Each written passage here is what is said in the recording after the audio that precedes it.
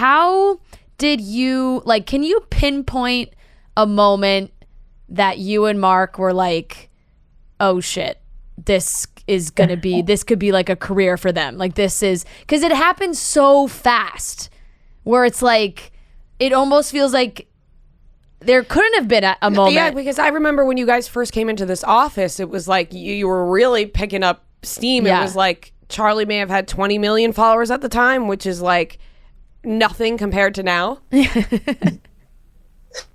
Yeah. I mean, we got social media enough to know, you know, when it first started happening, it was like, oh, wow, this is like crazy. But, you know, how it could potentially help them with future jobs and, you know, potential in that way. And then it did become a point where we're like, this could be, if they want it, like, they could really work this and have it be part of a career of them building the passions that they have been working on their whole lives. Like, obviously they didn't come out of the gate saying, I want to be famous on an app. That was never the intention. The growth on social media has, you know, presented opportunities for them to follow the things that they love. And so it was, I don't know if it was like one moment, but it was, you know, when managers and agents start reaching out and, you know, want to represent. And we pretty much said no to a lot of brand deals just because we knew the potential and we didn't want to mess something up down the road by signing a brand deal that was going to put them in a place where it messed up something else. So we just said no to a lot. Just let's figure this out first.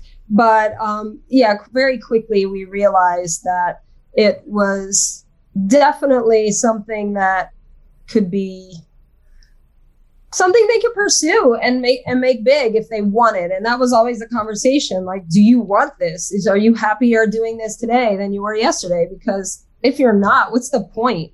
Do things you love, even if you walk away from it, you know? Yeah. But they enjoyed it, and they saw, you know, like you guys, and my kids are probably a little bit younger, but you're smart. You get it. You know, a following can bring a lot of opportunities. So they wanted to go for it. Yeah. And not only do they have the following now, but you guys do too. How do you and Mark deal with it? Because I'm sure you guys are getting recognized on the street and people wanting to talk to you, and you and Mark have your own podcast now and do things on your own. So how has that transition been for you in a marriage?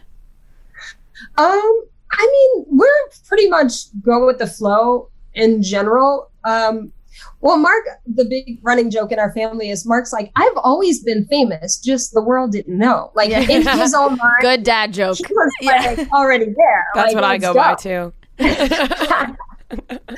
So he was good. I was probably the most reluctant, just because, I don't know, I'm 49. I've been in mom mode for 20 years. And just being I'm in the background cheerleader kind of thing was a safe place for me. And I was happy there. So, you know, it's been hard. Like, I'm not good in whenever we have to film things. And if there's specific things we have to say, and I always forget, and my family kills on me, but that's who we are. And so I'm like, I'm just not good at it, but I do enjoy it when we're all together and doing fun things. Before all of this, and before I was married, I was modeling for, you know, when I was young, and, you know, there was no social media. So I always do think, like, I wonder what it would have been had we had social media back then, how different it would have been. Maybe it would have been worse for me. I don't know.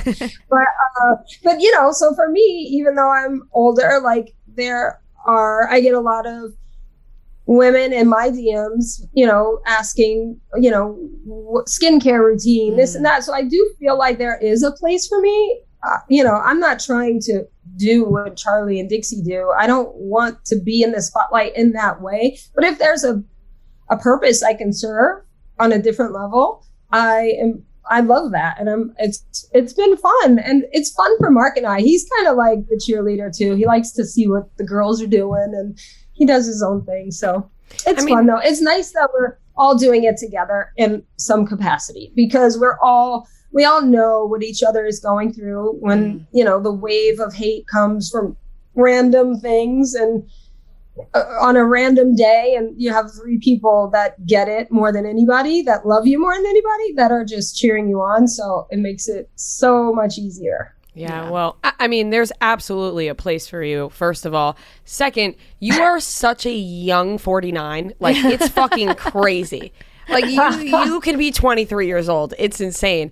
And also, the family dynamic you mentioned of you guys all going through it together, it's kind of like, I'm sure you guys, the Kardashians are brought up all the time. It's like, but we always say at least they have each other, right? Because they're all dealing with it. They always say that, too. At all times. Like, at least you guys can all, it's not the end of the world. Like, when you're the only person going through it, I feel like sometimes it could feel like the end of the world. But with your family, you have the other person being like, no, you're going to get through this.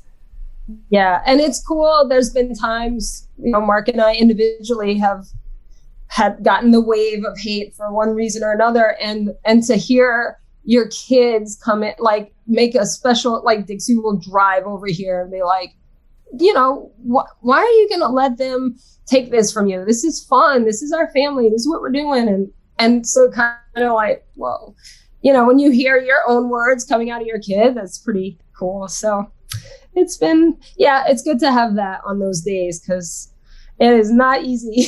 Yeah.